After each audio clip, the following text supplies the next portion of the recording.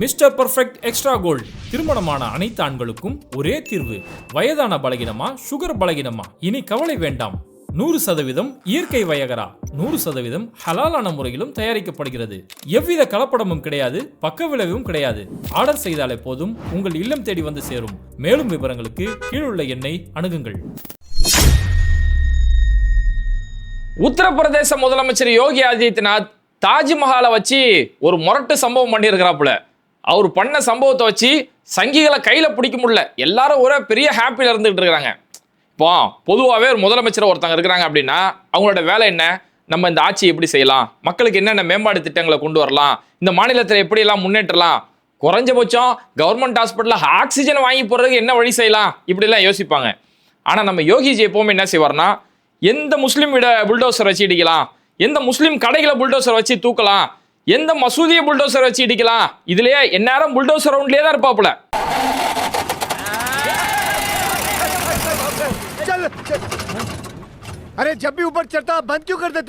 ஆனா இப்ப சமீபத்துல சுப்ரீம் கோர்ட்ல வந்த ஒரு தீர்ப்பால இந்த மாதிரிலாம் இஷ்டத்துக்கு புல்டோசர் வச்சுலாம் உங்களால இடிக்க முடியாது, முன்னாடி அவங்கள்ட்ட தெரிவிக்கணும், அவங்க அதுக்கு எதிராக மேல்முறையீடு செய்யணும், இப்படிப்பட்ட தீர்ப்பு கொடுத்ததால யோகியோடைய இந்த புல்டோசர் இருக்குல்ல, அந்த புல்டோசரா சாவியை புடிங்கி எடுத்த மாதிரி இப்ப ஆயிப்போச்சு.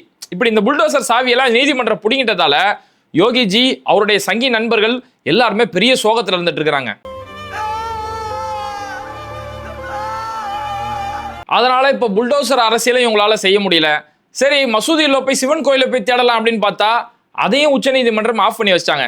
நீதிபதி சஞ்சய் கண்ணா ஒரு தீர்ப்பு கொடுத்து இந்த மாதிரி அடுத்து உச்ச நீதிமன்றம் அடுத்த உத்தரவு தர வரைக்கும் எந்த மசூதியுமே ஆய்வு செய்யறதுக்கான உத்தரவு கொடுக்க கூடாது. இப்படி இந்த அரசியலும் உச்ச நீதிமன்றம் லாக் பண்ணிட்டாங்க.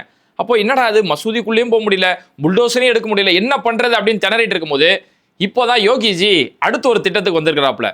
முகலாயர்களுக்கும் நம்ம மோடிஜிக்கும் ஒரு சண்டை விட்டு இவங்க ரெண்டு பேர்ல யார் கெத்து அப்படின்னு சொல்லி டெஸ்ட் பண்ணிட்டு இருக்கிறாரு.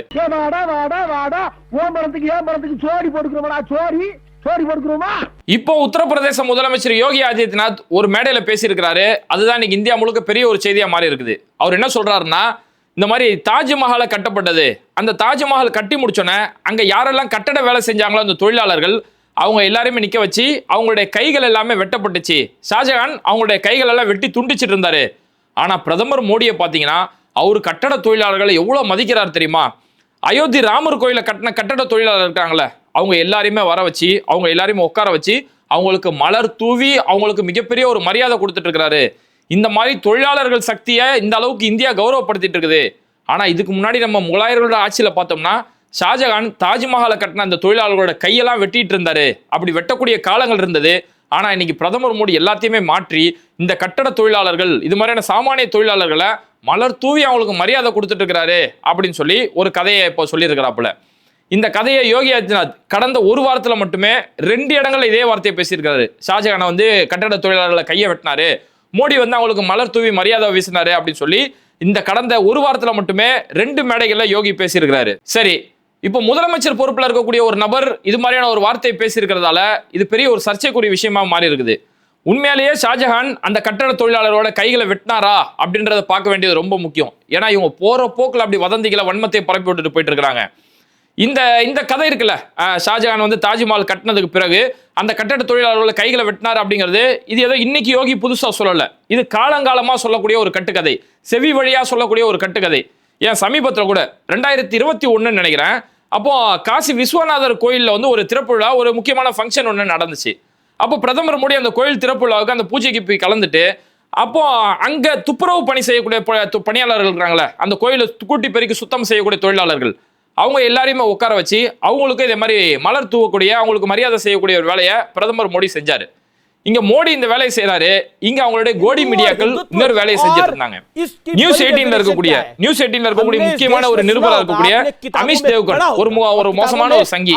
இந்த அமிஷ் தேவ்கர் என்ன செய்யறாருன்னா, ஆஹா பாத்தீங்களா நம்ம பிரதமர் எப்பேற்பட்ட மனுஷன் பாத்தீங்களா, தூய்மை பணியாளர்கள் கோயில்ல வேலை செய்யக்கூடிய தூய்மை பணியாளர்களுக்கு இவ்வளவு பெரிய மரியாதை கொடுக்கிறாரு. ஆனா முகலாயர் காலத்துல எப்படி நடந்துச்சு தெரியுமா? ஷாஜகான் வந்து அந்த கட்டட பணியாளர்களோட கையெல்லாம் வெட்டி துண்டிக்கிட்டு இருந்தாரு. ஆனா எப்பேற்பட்ட பிரதமர் நம்ம கிடைச்சிருக்காரு பாருங்க சொல்லி ஒரு நியூஸ் 18 சொல்லக்கூடிய ஒரு மிகப்பெரிய ஒரு நிறுவனத்துல ஒரு நிருபர் பொறுப்புல இருக்கக்கூடிய ஒரு நபர் பேசினாரு. இது மாதிரி காலங்காலமாவே இந்த செய்திகள் சொல்லப்பட்டிருக்கு. அப்ப இது உண்மையா அப்படின்றத பார்க்க வேண்டியது ரொம்ப முக்கியம். ஏன்னா இந்த தாஜ்மஹாலை வச்சு பல்வேறு வகையான வதந்திகள் பரப்பப்பட்டிருக்கும். குறிப்பா பாஜக அமைச்சர்கள் என்ன செய்யறாங்க அப்படின்னா, பாஜக அமைச்சராக இருக்கக்கூடிய நரேந்திர சிங் தோமர் அவர் என்ன சொல்றாருன்னா, இந்தியா மீது படிந்த கரை தான் இந்த தாஜ்மஹால். ஏன்னா இது ஒரு இஸ்லாமிய ஆட்சி காலத்துல கட்டினாங்க, அதனால இந்தியா மீது படிஞ்ச கரை தான் இந்த தாஜ்மஹால் சொல்லி தாஜ்மஹால் மேல வன்மத்தை பரப்பி இருக்கிறாங்க. யோகி ஆதித்யநாத் முதலமைச்சர் பொறுப்புக்கு 2017 அவர் முதலமைச்சர் பொறுப்புக்கு வந்தோடனே உத்தரப்பிரதேசுடைய சுற்றுலா பட்டியல் இருக்குல்ல, அந்த சுற்றுலா பட்டியல இருந்து தாஜ்மஹாலை நீக்கிறாரு. உலக அளவுல சுற்றுலா பட்டியலில் மிக முக்கியமான இடத்துல இருக்கு தாஜ்மஹால். உலக அதிசயங்கள்ல ஒன்னா இருந்துட்டு இருக்குது. அவ்வளவு முக்கியமான ஒரு விஷயம் நம்ம இந்தியாவில் இருக்கும்போது அவ்வளவு பெருமைக்குரிய ஒரு விஷயம். ஆனா இவரு முதலமைச்சர் பொறுப்புக்கு வந்தோடனே உத்தரப்பிரதேசத்துடைய சுற்றுலா பட்டியல இருந்து தாஜ்மஹாலை நீக்கிறாரு. இப்ப தொடர்ந்து அது மேல வன்மங்களை கக்கிட்டே இருக்கிறாங்க. இன்னும் பல பாஜகவை சேர்ந்த தலைவர்கள், பாஜகவை சேர்ந்த பொறுப்பாளர்கள் இவங்க எல்லாம் என்ன செய்யறாங்கன்னா, இது தாஜ்மஹால் கிடையாது, இது ராம் மஹால், இங்க வந்து ஒரு சிவன் கோவில் இருந்தது சொல்லி காலத்துக்கு ஏற்ற மாதிரி பல கதைகள் அடிச்சு விடுவாங்க. இப்பதான் யோகி வந்து புதுசா ஒரு கதையை கிரியேட் பண்ணி அவங்களுடைய கைகள் வெட்டப்பட்டுச்சுன்னு சொல்லி அந்த பழைய பஞ்சாங்கத்தை திரும்ப அடிச்சு விடுறாரு. அப்போ இதுல நடந்தது என்ன அப்படின்னு நம்ம பார்த்தோம் அப்படின்னா, இப்போ தாஜ்மஹாலை பொறுத்த வரைக்கும் ஷாஜஹானுடைய ஆட்சி காலம். ஷாஜஹானுடைய ஆட்சி காலம்ங்கிறது முகலாயர்களுடைய கட்டடக்கலையில மிகப்பெரிய ஒரு முன்னேற்றத்தை கண்ட ஒரு காலம். ஏன்னா இன்னைக்கும் முகலாயர்கள் கட்டடங்கள் எதெல்லாம் பார்க்கப்படுறோமோ அதெல்லாம் முக்கியமா இருந்தது ஷாஜஹானுடைய ஆட்சியில தான் மிக முக்கியமா இருந்துச்சு. குறிப்பா 1632 காலத்துல தான் ஷாஜஹான் தன்னோட மனைவி மும்தாஜோடைய நினைவா இந்த தாஜ்மஹாலை கட்டுறாரு. மனைவி மேல மிகப்பெரிய ஒரு காதல். ஏன்னா பொதுவாகவே சொல்லப்படும், ஒரு மனைவியோட இழப்பு மட்டும் ஒரு கணவனால தாங்கிக்க முடியாது. ஒரு கணவன் இறந்தா மனைவி விதவை, ஆனா மனைவி இறந்துட்டாங்க அப்படின்னா அந்த கணவன் அனாதை அப்படின்னு சொல்லப்படும். அப்போ அந்த மனைவியோட பிரிவை தாங்க முடியாம இந்த மனைவிக்கு ஒரு நினைவா ஒரு கட்டடம் ஒன்று கட்டணும், ஒரு கல்லறை ஒன்று, பெரிய கல்லறை ஒன்று கட்டணும் அப்படின்னு சொல்லி தான் இந்த தாஜ்மஹாலை கட்டுறதுக்கான ஒரு யோசனை செய்றாரு. பளிங்கு கற்களால மட்டுமே இந்த கோட்டையை கட்டணும், இது வரைக்கும் உலகத்துல யாருமே இந்த மாதிரி கட்டியிருக்க கூடாது, அப்பேற்பட்ட ஒரு கட்டடத்தை என் மனைவிக்கு நான் கட்டணும் அப்படின்னு சொல்லி 1632 இந்த கட்டடத்துக்கான திட்டம் போடுறாரு. அப்போ உஸ்தாத் அகமது லஹோரி அப்படின்னு சொல்லக்கூடிய ஒருத்தர், அவர் வந்து லாகூர்ல சேர்ந்தவர், அதனால அவர் பேர் லஹோரினே ஆகுது. உஸ்தாத் அகமது அப்படின்னு சொல்லக்கூடியவர், இவர் தான் இந்த தாஜ்மஹாலை கட்டுறதுக்கு ஆர்கிடெக்சராகவும் இன்ஜினியராகவும் இருந்தவர். இவரு அன்னைக்கு இந்தியா பிரிவினை ஏற்படல, அன்னைக்கு பஞ்சாப் பாகிஸ்தான் அந்த பகுதியில் வாழ்ந்த ஒருத்தர். இவரோட கட்டுமானத்தின் அடிப்படையில் தான் இந்த பிரம்மாண்ட கட்டடம் உருவாக்கப்பட்டுச்சு. உண்மையிலே ஷாஜஹான் வந்து அந்த கட்டட தொழிலாளர்களுக்கு எந்த அளவுக்கு ஒரு மதிப்பு கொடுத்தாரு அப்படின்னு பார்த்தோம்னா, இதே தாஜ்மஹால் இருக்கக்கூடிய ஆக்ராவுடைய பகுதியில தாஜ்கஞ்ச் அப்படின்னு சொல்லக்கூடிய ஒரு பகுதியை ஏற்படுத்தி பண்ணியிருக்காரு. இந்த தாஜ்கஞ்ச் அப்படின்னா என்னன்னா, இந்த யாரெல்லாம் தாஜ்மஹாலுடைய கட்டட பணியில் ஈடுபட்டாங்களோ, அங்க கொத்தனார்களா யாரெல்லாம் ஈடுபட்டாங்களோ, அங்க கைவினை தொழிலாளர்களா யார், ஏன்னா பல கைவினை வேலைப்பாடுகள் அங்க பெரிய அளவில் இருக்கும், அந்த கைவினை தொழிலாளர்களா யார் இருந்தாங்களோ, அதுல என்னென்ன வேலை செஞ்சாங்களோ அந்த தொழிலாளர்களுக்கு ஒரு கண்ணியம் கொடுக்கணுங்கிறதுக்காக தாஜ்கஞ்ச்னு சொல்லி ஒரு பகுதியை ஏற்பாடு செஞ்சு அந்த பகுதியில் அந்த தொழிலாளர்களை தங்க வைக்கிறாரு. தங்க வச்சு அவங்களுக்கு தேவையான எல்லா வசதிகளுமே அங்கே செஞ்சு கொடுக்கப்படுது. இன்னைக்கு வரைக்குமே அவங்களுடைய வம்சாவளியினர் அந்த இடத்துல வாழ்ந்துட்டு தான் இருக்கிறாங்க. ஏன்னா இந்த தாஜ்கஞ்சில் இருக்கக்கூடிய மக்கள் பார்த்தோம்னா, எங்களுடைய முன்னோர்கள் இவ்வளோ ஒரு இன்னைக்கே உலகமே பார்த்து வியக்கக்கூடிய அளவுக்கு தாஜ்மஹால் இருக்குது, அப்போ இந்த அளவுக்கு அவங்களோட கட்டடக்கலை இருந்துச்சுன்னா இந்த கட்டடக்கலை நம்மளும் கத்துக்கிறோம் அப்படின்னு சொல்லி இன்னைக்கு வரைக்கும் தங்களுடைய முன்னோர்களுடைய கட்டடக்கலையை அந்த மக்கள் இன்னைக்கு பயிற்சி எடுத்துட்டு வந்துட்டு இருக்காங்க. இதுக்கு ஆதாரமா இன்னைக்குமே தாஜ்கஞ்ச் அந்த இடத்துல இருந்துட்டு இருக்குது. டைம்ஸ் ஆஃப் இந்தியா இதை பத்தி ஒரு ஆர்டிகளே எழுதினாங்க. இது மாதிரி தாஜ்மஹாலை தொடர்ந்து பல பொய் கதைகள், பல புரளி கதைகள் வந்துட்டு இருக்குது. இந்த மாதிரி கையை வெட்டினாரு, காலை வெட்டினாரு சொல்றதுல அது முற்றிலும் ஒரு வதந்தி. அதுக்கு எந்த ஒரு ஆதாரமும் கிடையாது, வரலாறு ரீதியாக அதுக்கு எந்த ஒரு ஆதாரமும் கிடையாது. ஆனா ஆதாரம் என்ன இருக்கு அப்படின்னா, தாஜ்கஞ்ச் இன்னைக்கு வாழும் ஆதாரமா இருக்கு. அந்த கட்டட தொழிலாளர்களை ஷாஜஹான் எந்த அளவுக்கு மதிப்பு கொடுத்து அவங்களுக்காக ஒரு ஊரே உருவாக்கி அந்த மக்களை கண்ணியப்படுத்தி வச்சிருந்தாருங்கிறதுக்கு இந்த தாஜ்கஞ்ச் ஒரு வாழும் உதாரணம் சொல்லி டைம்ஸ் ஆஃப் இந்தியா இந்த செய்தியை பதிவு செஞ்சாங்க. கூடுதலா இன்னொரு செய்தி பார்த்தோம்னா, இப்ப யோகி சொன்னார்ல கைகளை வெட்டினாருன்னு சொல்லி, இந்த செய்தியை இந்தியா டுடே இன்னைக்கு ஒரு செய்தியா பதிவு செய்றாங்க. இந்தியா டுடே யோகி ஆதித்யநாத் பேசினது எல்லாமே பதிவு செஞ்சுட்டு கீழே ஒரு அண்டர்லைனுமே போடுறாங்க. இது மாதிரி ஷாஜஹான் கைகளை வெட்டினார் அப்படிங்கிறதுக்கு வரலாறு ரீதியா எந்த ஒரு ஆதாரமும் கிடையாதுன்னு சொல்லி இந்தியா டுடே இது ஒரு முக்கியமான விஷயமா அதில் பதிவு செய்றாங்க. இன்னும் இது சம்பந்தமா நம்ம கூடுதலா தேடி பார்க்கணும் அப்படின்னு சொல்லி பல விவரங்களை தேடணும். அப்படி தேடும் போது தாஜ்மஹாலுடைய அபிஷியல் வெப்சைட்ல போயிட்டு இது சம்பந்தமா ஏதாவது விவரங்கள் பதிவு செய்யப்பட்டிருக்கா, ஏன்னா அது அரசாணையா ஈற்றப்பட்டிருக்குது. அப்போ அதுல ஒரு வேலை அப்படி நடந்துருந்துச்சுன்னா அந்த விஷயம் அங்க பதிவு செய்யப்பட்டிருக்குமே சொல்லி தாஜ்மஹாலோட அபிஷியல் வெப்சைட்ல போய் தேடி பார்த்தோம். அங்க அப்படி எந்த ஒரு விவரமும் இல்லை. ஏன்னா தாஜ்மஹாலோட அபிஷியல் வெப்சைட்டை கையாளுறது யாருன்னா உத்தரப்பிரதேச அரசாங்கம் தான் கையாளுறாங்க. அவங்க ஆரம்பத்தில் சுற்றுலா பட்டியலேருந்து அதை நீக்கிட்டாலும் பின்னாடி எதிர்ப்பின் அடிப்படையில் அதை திரும்ப சுற்றுலா பட்டியலில் சேர்த்துட்டாங்க. அதனால உத்தரப்பிரதேச கவர்மெண்ட் தான் அதை கையாளுறதால அந்த வெப்சைட்ல போய் தேடும் போது அப்படி கையை வெட்டினாங்க, காலை வெட்டினாங்கன்னு சொல்லி அந்த தாஜ்மஹாலோட வெப்சைட்ல எந்த ஒரு தகவலும் இல்லை. இன்னும் பல விவரங்களை நம்ம தேடும் போது தாஜ் டூர்ஸ்ன்னு சொல்லக்கூடிய ஒரு வெப்சைட் இருந்துச்சு. அதுல சில ஆக்கப்பூர்வமான உதாரணங்களை அவங்க குறிப்பிடுறத பார்க்க முடிஞ்சது. அதுல என்ன சொல்றாங்கன்னா, இப்படி காலகாலமா ஒரு மித்து இருக்குது, ஒரு கட்டுக்கதை இருக்குது. 20,000 தொழிலாளர்கள் அந்த பணியில ஈடுபட்டாங்க, ஓகே. அந்த 20,000 பேரோட கையையும் வெட்டினாங்க அப்படின்னு சொல்லி ஒரு கட்டுக்கதை சொல்லப்படுது. இது ஒரு வேளை உண்மையா இருந்துச்சு அப்படின்னா, தாஜ்மஹால் இன்னைக்கு வரைக்கும் தொழில் துறையோட கண்ட்ரோல்ல இருந்துகிட்டு, அப்போ அதோட சுற்றுவட்டார பகுதிகள் எல்லாமே தொழில் துறையோட கண்ட்ரோல்ல இருக்குது. இங்க பல ஆய்வுகளுக்காக தோண்டப்பட்ட விவரங்கள் எல்லாமே நடந்துச்சு. ஒருவேளை கைகள் வெட்டப்பட்டிருந்துச்சு அப்படின்னா, அங்க பல எலும்புக்கூடுகள் வெட்டப்பட்ட, கைகள் வெட்டப்பட்டு ஊனமான நிலையில எலும்புக்கூடுகள் இருந்திருக்கும். ஆனா இது வரைக்கும் ஒரு எலும்பு கூட அங்க கிடைக்கல. இங்க வெட்டினது ஒருத்தரையோ 2 பேரும் இல்ல, உங்க கணக்குப்படி பார்த்தாலே 20,000க்கும் மேற்பட்டவங்க, 22,000 பேர் சில பதிவுகளை சொல்லப்படும். 22,000 பேர் அந்த பணியில ஈடுபட்டாங்கன்னு. அப்ப 22,000 பேரோட கைகளை வெட்டப்பட்டிருந்தா அவங்க கைகள் இல்லாம கொஞ்ச நாள் உயிரோட வாழ்ந்திருப்பாங்க. அப்புறம் ஒரு காலத்துல மரணத்துக்கு பிறகு அங்கதானே அடக்கம் பண்ணிருப்பாங்க. அப்ப அடக்கம் பண்ணியிருந்தா பல ஆய்வுகள் செய்யும் போது அங்க அந்த கைகள் இல்லாத ஊனமுற்ற எலும்புகள் அங்க கிடைச்சிருக்குமே. இது வரைக்கும் வரலாறு முழுக்க அப்படி எந்த ஒரு எலும்பு கூட கிடைக்கல. அப்ப இது காலகாலமா சொல்லக்கூடிய ஒரு பொய் தான் அப்படின்னு சொல்லி அதுல ரொம்ப தெளிவா குறிப்பிட்டாங்க. இதுக்கடுத்து இன்னும் பல விவரங்கள் நம்ம கிடைச்சிச்சு. அதுதான் ரொம்ப முக்கியமான விஷயம். ஏன்னா ஷாஜஹானுடைய ஆட்சி காலத்துல அந்த கட்டட கலைன்றது அவ்வளோ ஒரு பெரிய வியந்து பார்க்கக்கூடிய ஒரு விஷயமா இருந்துச்சுல. இந்த ஷாஜஹான் வெறும் தாஜ்மஹாலை மட்டும் கட்டல, பல கட்டடங்களை கட்டியிருக்கிறாரு. இப்போ ஷாஜஹான் தாஜ்மஹாலை கட்டினது 1632 இந்த வேலையை ஆரம்பிக்கிறாரு, 1652 இந்த வேலைப்பாட முடிக்கிறாரு. கிட்டத்தட்ட 20 வருஷம் கட்டியிருக்கிறாரு. இதே ஷாஜஹான் அடுத்த அவர் கட்டின கட்டடம் தான் டெல்லி செங்கோட்டை. இன்னைக்கும் இருக்கக்கூடிய நம்ம நாட்டோட முக்கியமான ஒரு இடமா இருக்கக்கூடிய டெல்லி செங்கோட்டை. இந்த டெல்லி செங்கோட்டையை 1639 ஆரம்பிச்சு 1648 முடிக்கிறாங்க. அதுக்கடுத்து டெல்லியில இருக்கக்கூடிய ஜும்மா பள்ளிவாசல், ரொம்ப பிரபலமான பள்ளிவாசல். இந்த டெல்லி ஜும்மா பள்ளிவாசல் 1650 கட்டப்பட்டு 1656 முடிக்கிறாங்க. தாஜ்மஹால் முடிக்கிறது எப்போ? 52 முடிச்சிடுறாங்க. ஒருவேளை அவர் 52 கையெல்லாம் வெட்டி இருந்தா யார் இந்த வேலைப்பாடு செஞ்சிருப்பாங்க? ஏன்னா அந்த தாஜ்மஹாலை கட்டினார்ல இன்ஜினியர் உஸ்தாத் அகமது, அவருடைய கட்டுமான அடிப்படையில தான், அவருடைய தொழிலாளர்களை வச்சுதான் இது மீதி இருக்கக்கூடிய எல்லா கட்டடங்களும் அவரோட முன்னிலை கட்டப்பட்டுச்சுதான். அதே தொழிலாளர்கள் வச்சு கட்டப்பட்டது. அதனாலதான் அவங்களுக்கு தாஜ் கஞ்சின்னு சொல்லி அவங்க இங்கே தங்க வைக்கப்பட்டிருந்தாங்க. அப்ப 1652 கைகள் வெட்டப்பட்டிருந்தா 1656 எப்படி டெல்லி ஜும்மா மஸ்ஜிதை கட்டியிருப்பாங்க? இந்த கேள்விக்கு அவங்கள்ட்ட பதில் இருக்காது. அதே மாதிரி ஷாஜஹான் இன்னொரு நகரத்தை கிரியேட் பண்ணாரு, ஷாஜஹானாபாத் அப்படின்னு சொல்லி ஒரு நகரத்தை கிரியேட் பண்ணாரு. அதுவுமே தாஜ்மஹால் கட்டப்பட்ட பிறகு கட்டப்பட்டதுதான். அதுவும் மிக முக்கியமான ஒரு நகரம். அதுக்கடுத்து மோத்தி மஸ்ஜித் சொல்லி ஆக்ராவில் ஒரு முக்கியமான ஒரு பள்ளிவாசல் இருக்குது. இது செங்கோட்டை இருக்கக்கூடிய பகுதியில் இருக்கும். வெள்ளேர்னு இருக்கக்கூடிய ரொம்ப ஒரு முக்கியமான ஒரு பள்ளிவாசல். இந்த பள்ளிவாசல் கட்டப்பட்டது 1659 ஆரம்பிச்சு 59 ஒரு வருஷத்துக்குள்ளேயே அவ்வளவு பிரம்மாண்டமான ஒரு பள்ளிவாசல் கட்டி முடிச்சிட்டாங்க.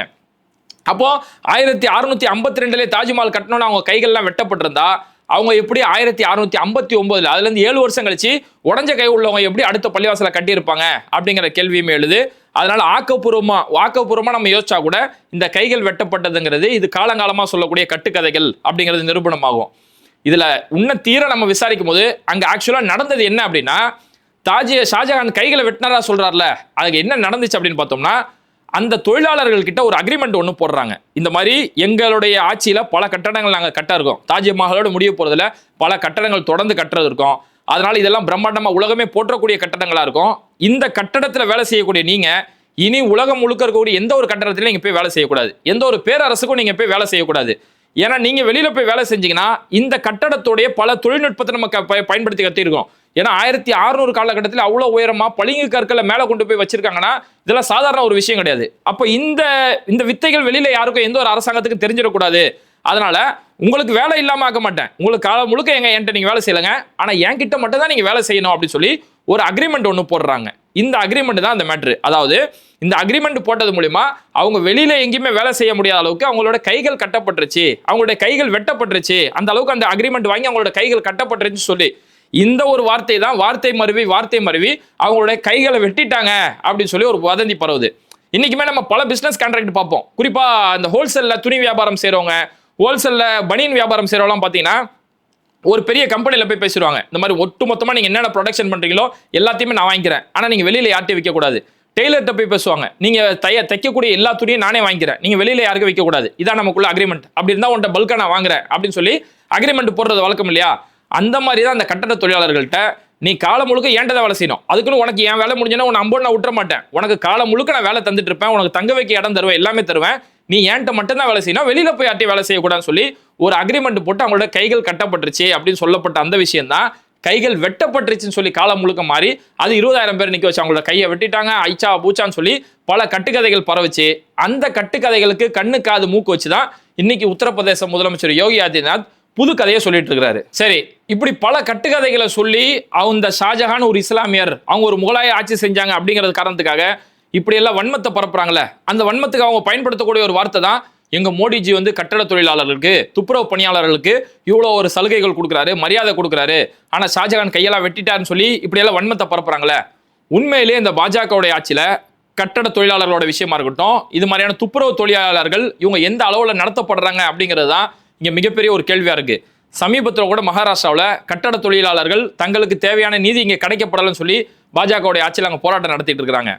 துப்புரவு தொழிலாளர்களோட விஷயம் எடுத்துக்கிட்டோம்னா அவங்களுக்கு இந்த நாட்டில் அடிப்படை வசதிகள் கூட செஞ்சு கொடுக்கறதில்ல அப்படிங்கிறத பிபிசி சமீபத்தில் கூட ஒரு ஆர்டிகல் ஒன்று எழுதியிருந்தாங்க.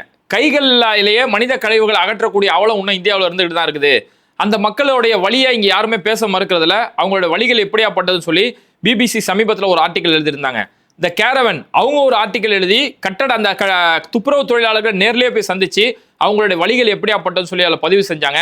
இங்கே சட்டம் இருக்குது, மனித கழிவுகளை மனிதனை அகற்றக்கூடாதுன்னு சொல்லி சட்டம் இருக்கே தவிர, ஆனால் அது நடைமுறையில் இல்லை. இன்னைக்கு நாங்கள் கையிலேயே அழுவிட்டு அந்த மலங்களை அழுகிட்டு இருக்கோம். அந்த செப்டிக் டேங்க் உள்ள போய் ஏறக்கூடிய இந்த வேலைகள் நாங்கள் செஞ்சுட்டு இருக்கோம். எங்களுக்கு அத்தியாவசிய பாதுகாப்பு கருவிகள் கூட எங்களுக்கு கொடுக்கப்படுறதில்லைன்னு சொல்லி அந்த ஆர்டிக்கல் முழுக்க அந்த மக்கள் பேட்டி கொடுத்துருக்காங்க. அதில் அவங்க சொல்லும் போது குறிப்பாக ஒரு 48 வயசு இருக்கக்கூடிய ஒரு நபர் சொல்றாரு, மகாராஷ்டிரா மாதிரியான பகுதிகளில், பிராமண மக்கள் இருக்கக்கூடிய பகுதிகளில் வந்து இது மாதிரியான செப்டிக் டேங்க் அடைச்சிச்சு அப்படின்னு சொல்லி எங்களை கூப்பிடுவாங்க. அப்படி கூப்பிடும் போது கூட எங்களை வீட்டு உள்ள வர விட மாட்டாங்க. ஏன்னா செப்டிக் டேங்க் பின்னாடி பக்கம் இருக்கும், நான் வீட்டு வழியா வரக்கூடாது, நான் அப்போ கூட கொல்லப்புறமா தான் வந்து அதை சுத்தம் பண்ணிட்டு கொல்லப்புற வழியாவே போனோம். ஒரு செப்டிக் டேங்க் கிளீன் பண்ணக்கூடிய விஷயத்துல கூட எங்களை ஜாதியை பார்த்து தான் எங்களை அணுகுறாங்க அப்படின்னு சொல்லி இந்த கேரவன்ல அந்த மக்கள் முழு விபரத்தை பதிவு செய்றாங்க. அப்படி இந்த அளவுக்கு அந்த மக்களுக்கு இவங்க சொல்லிக்கிறது, நாங்க சந்திராயனுக்கு ராக்கெட் விட்டோம், நிலாவுக்கு ராக்கெட் விட்டோம் சொல்லி பெருமையா பேசிக்க வேண்டியது. அந்த சந்திராயன் ராக்கெட்டால இன்னைக்கு வாழக்கூடிய மக்களுக்கு என்ன பிரயோஜனம்? இன்னைக்கும் மக்கள் மனித கழிவுகளை மனித கையால ஆள்றான், அதுக்கு நவீன கருவிகளை என்ன கொண்டு வரலாம்னு சொல்லி அதை பத்தின எந்த யோசனையுமே இவங்க கையில இல்ல. இதெல்லாம் மறைக்கிறதுக்காக தான் அந்த தொழிலாளர்களை உட்கார வச்சு அவங்களுக்கு 4 மாலையை போட்டு விட்டு அவங்க கால்களை கழுவுற மாதிரி ஒரு ஜோக்கை காட்டி விட்டா யாருமே இதை எதிர்த்து கேள்வி கேட்க மாட்டாங்க அப்படின்ற ஒரு பிம்பத்தை இங்க கிரியேட் பண்ணிட்டு இருக்காங்க.